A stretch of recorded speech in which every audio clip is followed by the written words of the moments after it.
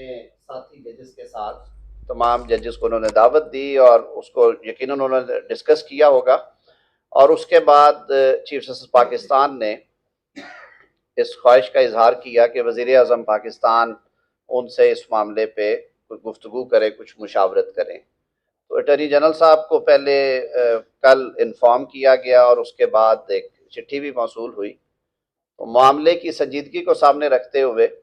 वज़ीर आज़म पाकिस्तान मियाँ शहबाज शरीफ साहब ने कहा कि बाकी तमाम मसरूफियात के बावजूद इसे प्रायोरिटाइज करना चाहिए, और उन्होंने फौरी तौर पे कहा कि मैं खुद जाऊंगा और चीफ जस्टिस पाकिस्तान से इस पे जो बातचीत ज़रूरी है वो की जाए। तो आज 2 बजे ये मुलाकात हुई है, जिसमें चीफ जस्टिस पाकिस्तान जस्टिस काजी साहब थे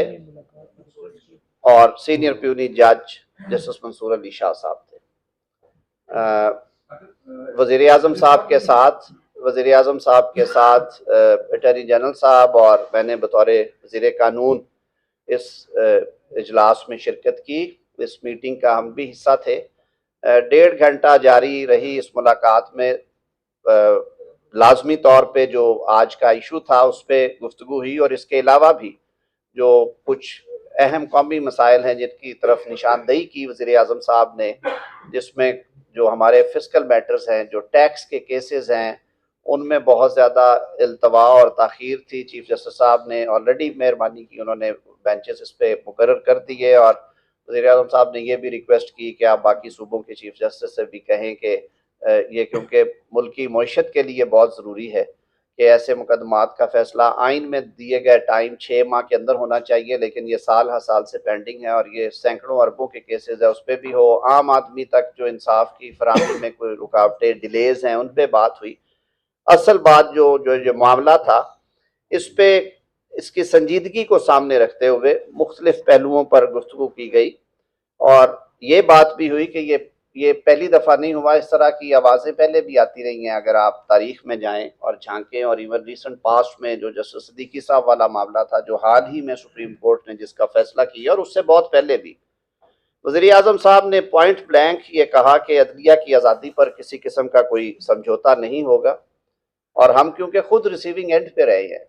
उन्होंने, उनकी फैमिली ने, उनकी जमात ने खुद बड़ी तकलीफ़ें और सबतें बर्दाश्त की हैं, और वो खुद शिकायत कुनिंदा रहे हैं कि इंडिपेंडेंट जुडिशरी जो है वो अगर होती तो शायद मामलात फ़र्क होते। तो उन्होंने इस अज़म का इजहार किया कि पाकिस्तान के अवाम ने उन्हें मैंडेट दिया है, वो अपनी इस आइनी जिम्मेदारी से सुरखरू होंगे, अच्छे और एहसन तरीके से ओहदा बरा होंगे। और इस हवाले से उन्होंने ये यकीन दहानी कराई कि हुकूमत का ये फ़र्ज़ है कि इस मामले की छानबीन होनी चाहिए, और आइंदा के लिए यानी कि फ्यूचर के लिए भी ये इंश्योर किया जाए कि अगर ये बात या ये बातें किसी हद तक दुरुस्त हैं, तो फ्यूचर के पॉइंट ऑफ व्यू से भी मुस्तकबिल में ऐसी नौबत कभी ना आए।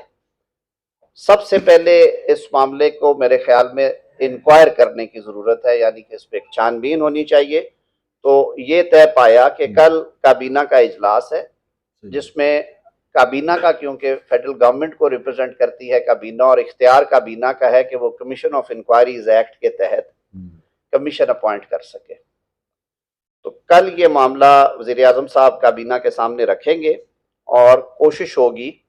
वज़ीर आज़म साहब की कि कोई नेक नाम, गैर जानिबदार, कोई रिटायर्ड अदालती शख्सियत जो है, उन्हें रिक्वेस्ट की जाए कि वो इस कमीशन को हेड करें, और वो इन मामलात की इंक्वायरी करके कानून और ज़ाब्ते के मुताबिक इसकी रिपोर्ट जो है वो मुरतब करे। साथ ही साथ वज़ीर आज़म साहब ने इस अज़म का भी इजहार किया और ये यकीन दहानी भी कराई कि मुमलकत पाकिस्तान एक कॉन्स्टिट्यूशनल स्कीम के तहत एक आइनी तरीक़ाकार से चल रही है, और जिसमें इदारे जो हैं वो अपने अपने दायरा इख्तियार में रहकर अपने अमूर अंजाम देते हैं। वज़ीर आज़म ने चीफ जस्टिस पाकिस्तान और उनके साथी जजेस को ये यकीन दहानी कराई है कि जो इदारा जाती मुदाखलत है वो बिल्कुल नहीं होनी चाहिए, और उसके लिए जो हुकूमत के जो फ़राइज़ हैं वो इंशाअल्लाह उनसे ओहदा बरा होंगे। और उन्होंने इस तवक्को का भी इजहार किया है इसके साथ ये कहते हुए कि जब हम ये कहते हैं कि अदलिया जो है वो आज़ाद और जानिबदार होगी, तो फिर ये तवक्को भी रखते हैं कि जो कॉन्स्टिट्यूशनल स्कीम में जिन जिन अदारों का जो जो डोमेन और किरदार और दायरा इख्तियार है वो उससे तजावुज़ ना करें। वो चाहे हुकूमत है, गैर जानबदार, हजूर गैर जानबदार, तो उस पे भी सबको अमल पैरा होना है। चाहे वो मुंतखब हुकूमत है, चाहे वो एक गैर जानबदार अदलिया है इस मुल्क में, चाहे वो पार्लियामेंट है, मुकन्ना है, उसके इख्तियारात में भी मुदाखलत नहीं होनी चाहिए। एक जो खुशाइद बात है जिसका इजहार आज हम रस्ते में बात कर रहे थे, मैं और अटॉर्नी जनरल साहब, कि जो पार्लियामेंट की तौकीर के हवाले से और पार्लियामेंट की जो कानून साजी के इख्तियारात के हवाले से माजी करीब में जो फैसले सुप्रीम कोर्ट ऑफ पाकिस्तान से आए हैं वो बहुत खुशाइंद हैं। और हम समझते हैं कि पाकिस्तान में एक मजबूत जमहूरी निज़ाम को एक मजबूत बुनियाद फराहम करने के लिए ये फैसले बहुत ज़रूरी थे, और उन फैसलों से यकीनन हमें मुस्तकबिल में उसके अच्छे समरात आएंगे। तो ये कुछ बुनियादी चीज़ें थी। मैं फिर दोहराए देता हूँ कि कल काबीना के इजलास में वज़ीर आज़म साहब की ये ख्वाहिश है कि वो ये मामला काबीना में रखेंगे, और कमीशन ऑफ इंक्वायरीज एक्ट के तहत किसी नेक नाम और गैर जानबदार रिटायर्ड अदालती शख्सियत के नाम पे कंसेंसस करने के बाद कमीशन ऑफ इंक्वायरीज एक्ट के तहत उनकी नामजदगी की जाएगी। और कमीशन के TORs जो हैं वो भी ज़ाहिर है काबीना का इख्तियार है, वो मुशावरत से मैं और अटॉर्नी जनरल साहब के ज़िम्मे ये लगा था कि हम इस पर कुछ बुनियादी काम करें कि TORs में ना सिर्फ ये कि जो इस चिट्ठी के हवाले से, बल्कि जो कुछ माजी के मामलात हैं उन पे भी जिस हद तक कानून इजाज़त देता है या जो कैबिनेट जिस हद तक इसको ऑथोराइज करेगी वो TORs में शामिल होगा। मेरे ख्याल में जी अभी ये चीज़ें, क्योंकि अभी असूली फैसला हुआ है कि कमीशन बनाया जाए, और इस पे कल ओपन डिस्कशन होगी काबीना के अंदर, ज़ाहिर है उनकी इनपुट ली जाएगी जो अरकान हैं कैबिनेट के। लेकिन मेरे ख्याल में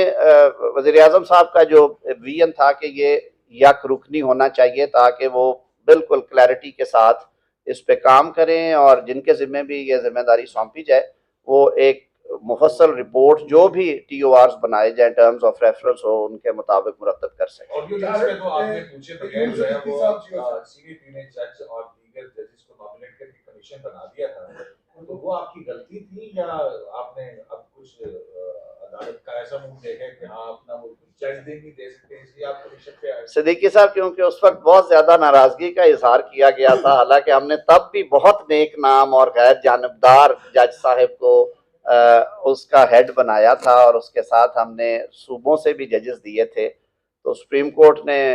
बार कैफ उसे अच्छे टेस्ट में नहीं लिया। तो इसीलिए आज हमने जो फैसला किया वज़ीर आज़म साहब ने, ये उस गुफ्तगू का भी हिस्सा था, उन्होंने कुछ अंदिया वहाँ पे भी दिया है इस मीटिंग के दौरान भी, कि हम कोई जो कुछ सीनियर मोस्ट जो हमारे रिटायर्ड जजेस हैं, जिनमें पाकिस्तान के साबिक चीफ जस्टिस साहबान भी हैं या कम से कम सुप्रीम कोर्ट के रिटायर्ड जजेस, उनके नामों पे कुछ गौर खौस करने के बाद उनमें से 1 या 2 नाम होंगे जिनसे फिर रिक्वेस्ट की जाएगी कि वो ये बिल्कुल उनका नाम भी मेरे पास था, बाकी नाम भी हैं जी बहुत सारे। लेकिन अभी क्योंकि देखिए वक्त से पहले दाम लेना इसलिए मुनासिब नहीं है कि ये इख्तियार कानून जो है वो पाकिस्तान की वफाकी काबीना को देता है। वज़ीर आज़म साहब ने कहा कि मैं कल काबीना के इजलास में इस पे हम करेंगे गौर व फौज, और अगले 2-4 रोज में इंशाअल्लाह वज़ीर ये फैसला करके तो नोटिफाई कर दिया जाएगा। साले जाफर साहब ये बताइए कि आपने